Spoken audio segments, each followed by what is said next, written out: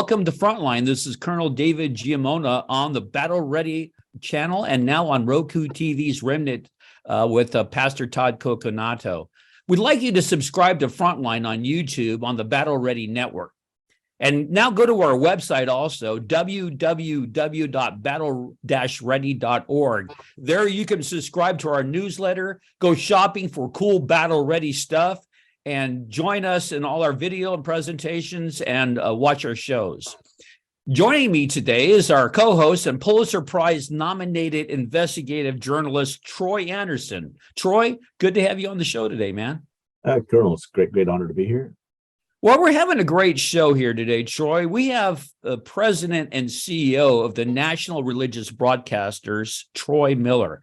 Troy is a senior executive with more than 30 years of management and business experience, who was elected as president and CEO of NRB in July 2022. He also served as the interim CEO of NRB since March of 2009. Troy is a mover and shaker in the media industry.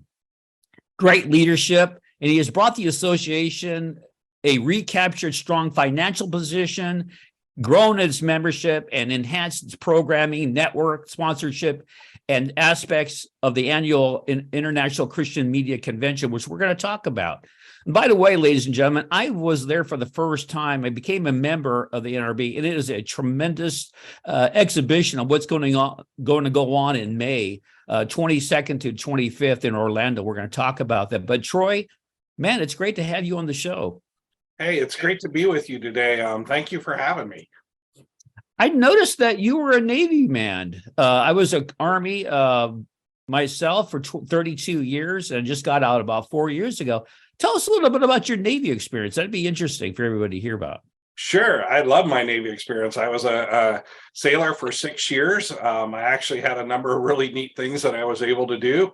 I was one of the first sailors to learn about the vertical launch missile system that was put into the Aegis cruisers. I also commissioned an Aegis cruiser, the USS Bunker Hill, down in Pascagoula, Mississippi. We were commissioned up in Boston, Massachusetts. So I did a 7-month stint in 1987. If you remember when Iran lined the Persian Gulf with silkworm missiles and said, hey, we're going to shut down shipping, the Navy put together a battle group with the USS Missouri. That historic battleship was the flagship, and we did the first 7-8 months of tanker escorts in and out of the Persian Gulf to keep oil flowing for not only the U.S., but for the world. So I just really preciously value my time in the service. Plus, that's when my grandmother knew she had a captive sailor, and she sent me Dr. D. James Kennedy's book, Why I Believe, and that led me to Christ. So just a wonderful experience serving our country. Amen, brother. Well, we're glad you're serving Christ, because without that, I don't think you would be the president of the NRB. Right. And we're going to get down and talk about that and why it's important for our listeners to understand what you are doing. But before we get into that, talk a little bit about the convention. I know Troy and I are very excited about being there and being part of what's going on. But tell us what this convention is all about and what does it really mean to you, and what are your expectations out of it? Yeah, sure. Briefly, just for your audience, NRB, the National Religious Broadcasters Association, has been around 79 years now. Started back in 1944 when there was a threat to take pastors off of the radio. And NRB, a group met in Moody Church in Chicago. They formed NRB.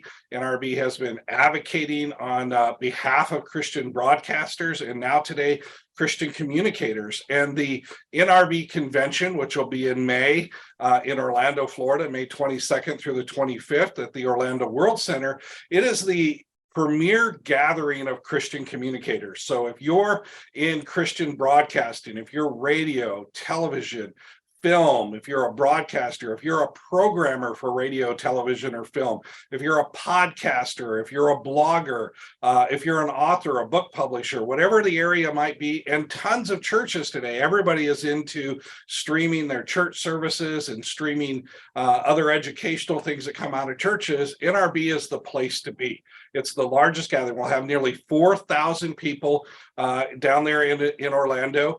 We have an exhibit floor of over 160 exhibitors that will be there to help ministries and organizations to better their communication skills, to broaden your networking.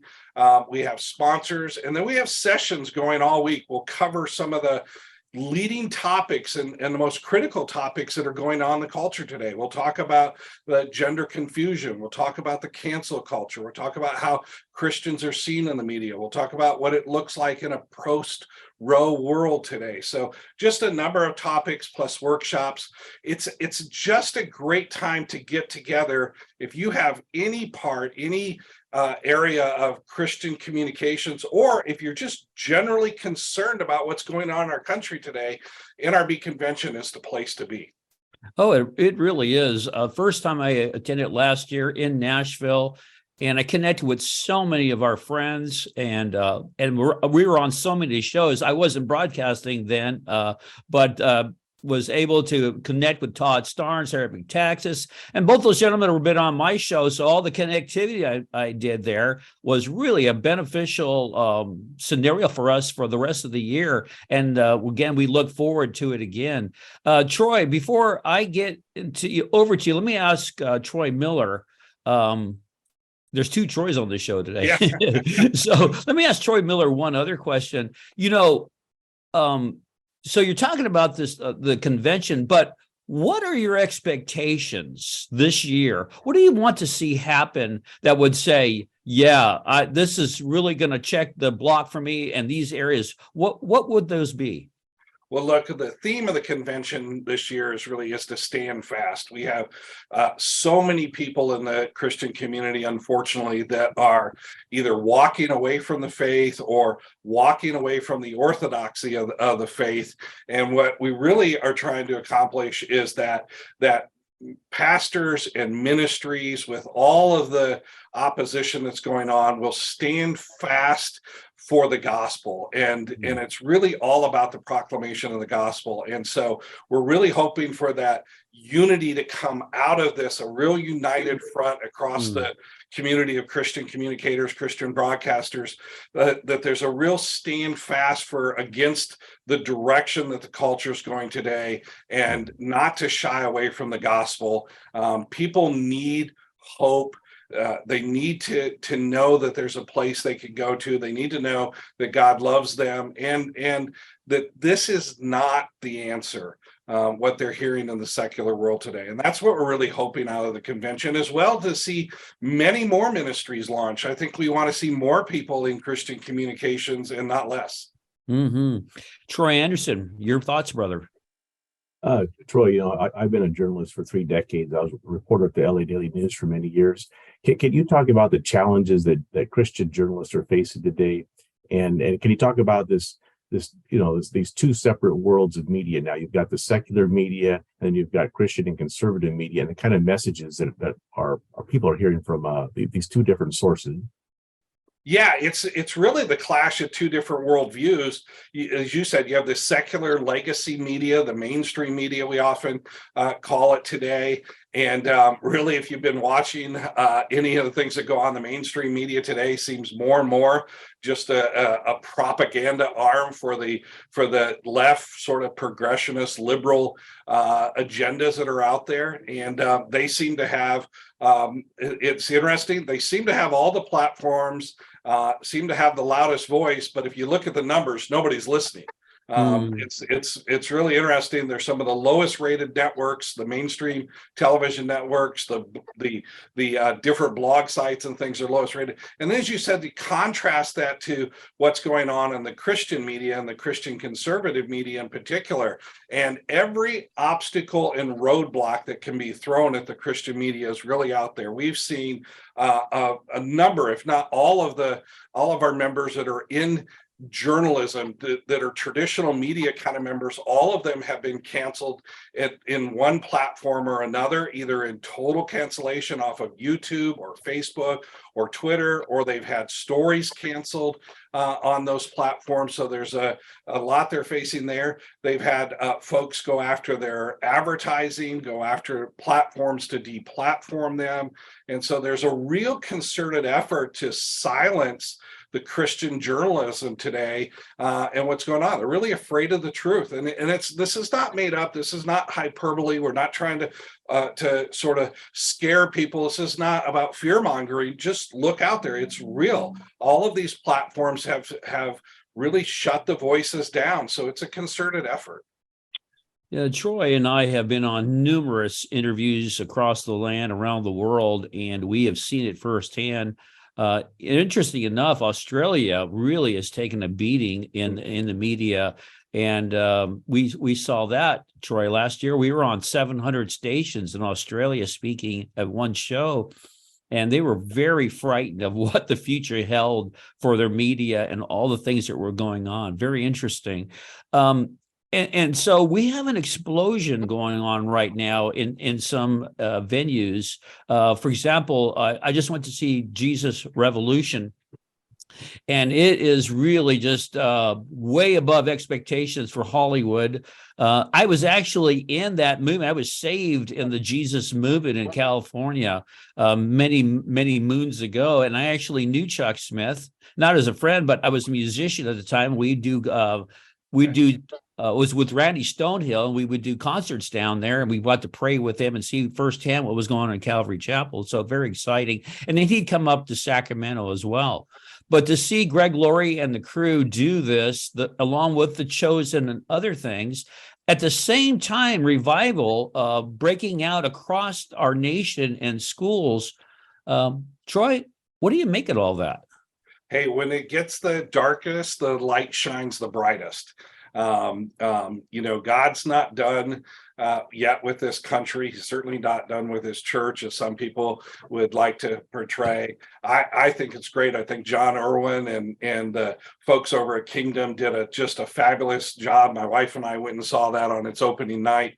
What a great movie! What a great production values that they produced there. Great characters. Everybody should go see it.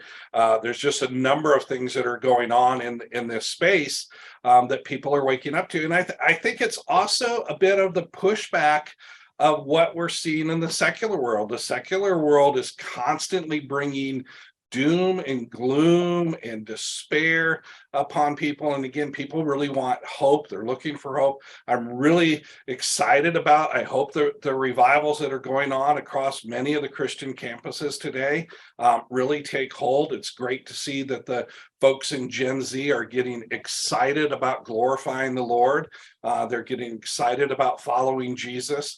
If we look at the revivals of past, that should bleed over, and we should start to see a real change in the culture. So I think all of us as Christians should be in prayer for that again, there are more people going into media today than less, and we just want to see more programming like this produced.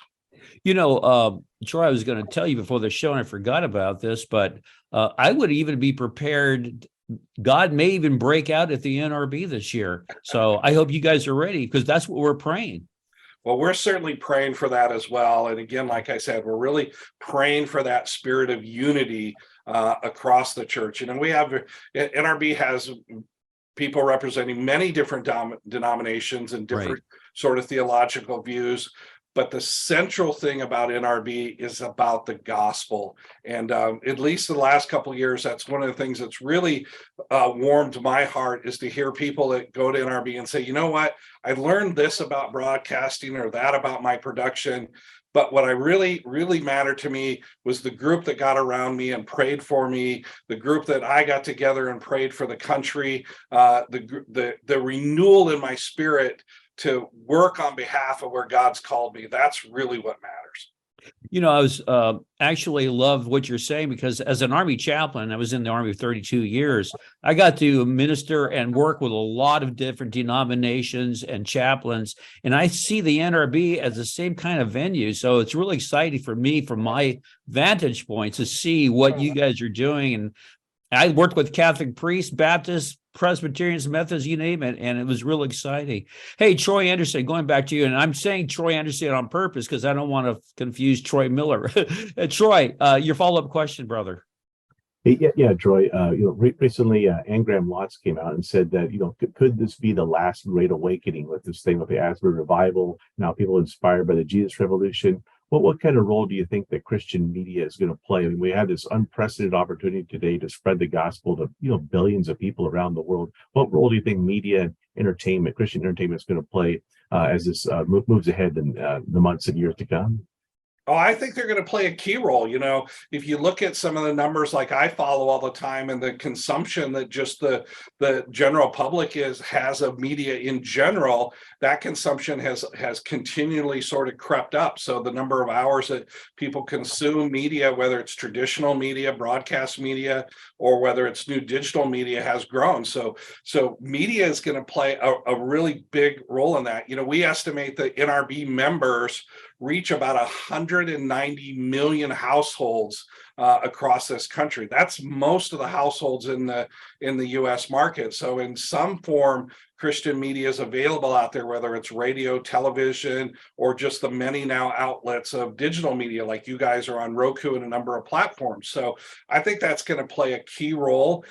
Again, we see viewership and listenership going up. People are hurting. People are looking for the truth. They're looking for answers. And so Christian media is going to play that role. Again, filmmaking, people are looking for good, wholesome, not only entertainment, but things that really warm your soul, things that make you feel proud to be a human and to live in this society. And I think that's what the Christian worldview brings. It's that kind of hope. So we're hoping, and again, talk about the convention a little bit, that we see more and more people getting into media and doing this. We're really excited on some of the young filmmakers out there are doing some tremendous work. There are some fabulous documentaries out there now that really go back and look at Bible archaeology, look at the church history, and really tell the truth of the story out there of how the message of Jesus Christ and the gospel has impacted the world for good. Yeah, we have some great film producers and directors. In fact, one of the great guys, directors and producers, is on our board About Already. And Jim Ellis out in San Diego has his own studios and does a tremendous job. And actually, we were going to have John Irwin on the show this week, but you know how things go. We're going to reschedule that. But the fact is, I think you're exactly right, Troy, that there's an explosion that is mushrooming, like a nuclear blast. And I think it's going to hit in all phases of our culture. And interesting enough, AOC this week was talking about the ads on the Super Bowl. He gets us. And she said that, she was going to do all she can to get that off the air and do all she can. And it's impacting at the highest levels. That's all I'm trying to say. And it's going to be interesting in the future what's actually going to happen. To change it a little bit, you're familiar with the Global Disinformation Index, correct, Troy? Correct. Yes. A British group with U.S. affiliates. The core product, GDI, provides its clients a dynamic exclusion list, ranking websites and news organizations by risks that companies can consult to steer clear of websites deemed high risk by GDI. You've been knee deep in this, Troy, and you've been fighting this, and you've had some success. Tell us about what GDI is all about and what is going on here that we need to know about. Well, it's another one of these things that sounds really sort of innocuous, sounds like a great idea on the surface. We need to understand that the information that we're getting is factual and based, and that we're, sort of getting the truth. But when you start to pull back the covers on these organizations, you find out that that's really not the case. The real case is, how do we control the messaging? How do we control what's going on out there, especially in the digital platform where anybody can get on and start talking about topics or opinions or things. So these folks, the GDI, they get a lot of their money.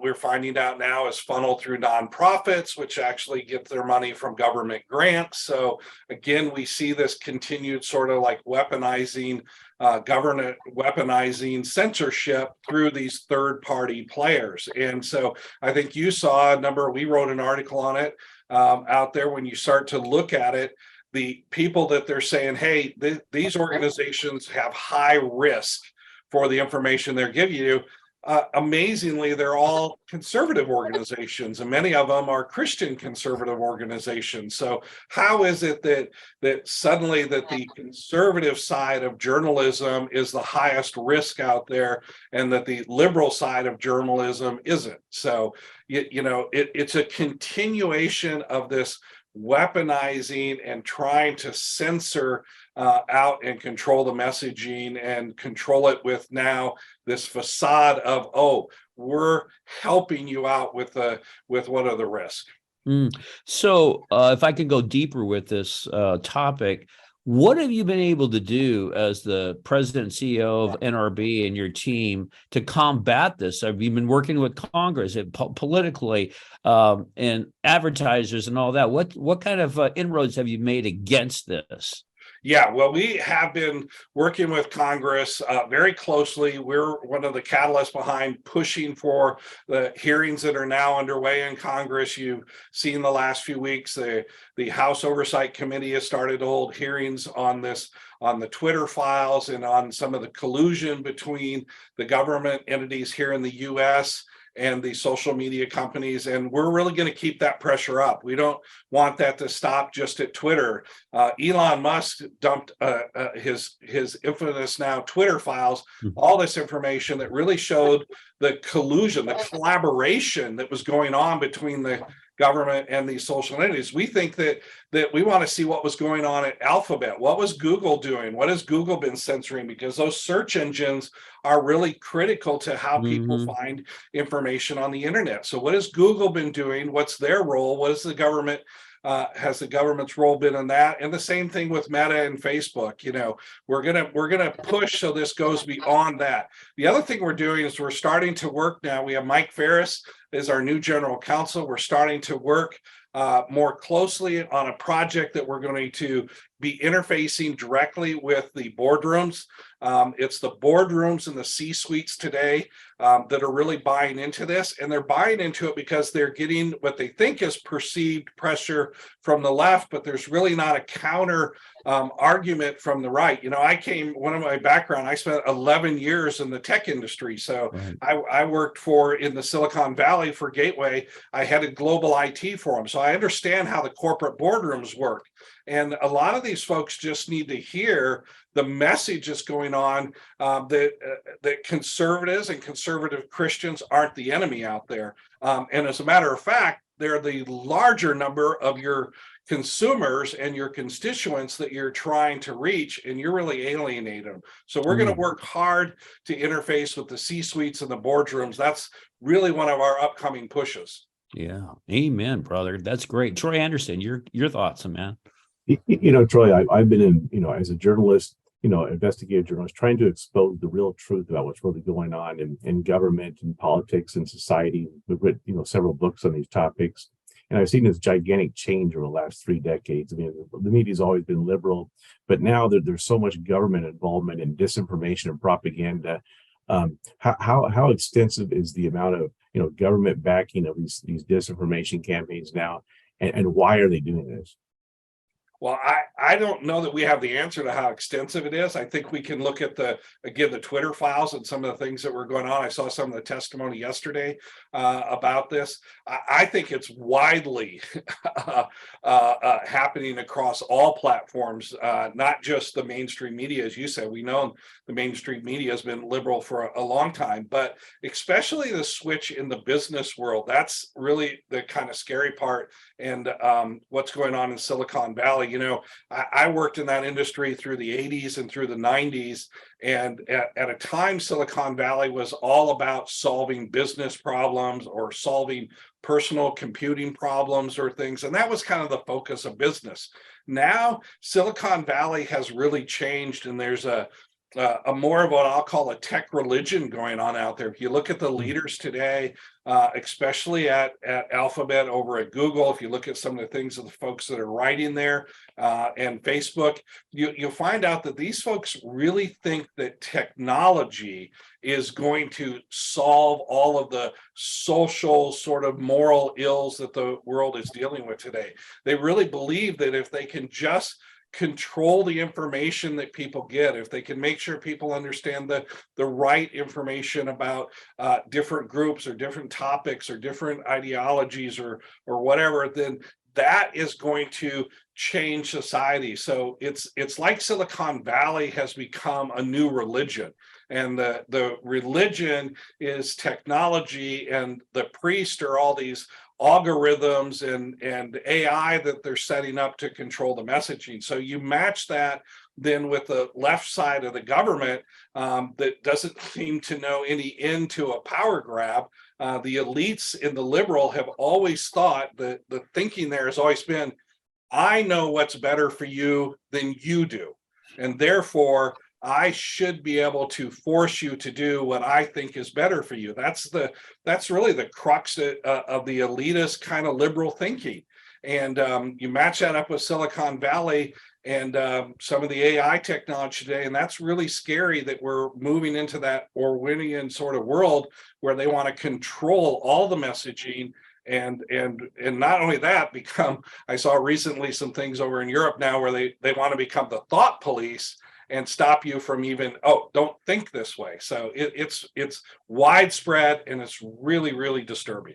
We're going to explore that in part 2 of this series that we're talking to the NRB president of Troy Miller. And Troy, thanks for being on the show today. We're going to end our segment. Just a comment on what you said. Just a couple of weeks ago, we had Eric Metaxas on the show, and he's exactly what you're talking about on his new book, The Letter to the American Church. And we did 2 segments with him, and he really just laid out all the things that are paralleling what's going on in Nazi Germany back in the 30s and what's going on in the United States of America now. And if we don't have this revival, if we don't have an awakening, we're doomed. So it's not all gloom and doom, but God has his hand in everything. So we're excited. And we're going to explore a lot more of that in just a few moments. But Troy, before we end, where can people get a hold of you, maybe ask you questions, or what things that you want to highlight so our producer and editor can show that on our screen? Yeah, our website is a great resource. It's www.nrb.org. So go to nrb.org. You'll see we write about a number of the topics we're discussing today. We have a whole policy section. We keep track of what's going on policy-wise, either in both legislation and the regulatory side. And then we talk about what's going on in the culture. You can send emails to us at info@nrb.org. That's a great way to reach out to us as well. And then the convention website is nrbconvention.org, and you can find out all about the convention. Well, I really encourage people to go to this convention if all possible. Check out the website. Troy, thank you for being on the show today. Stay tuned, ladies and gentlemen, for part 2. But first, I have a question for everybody. Are you battle ready?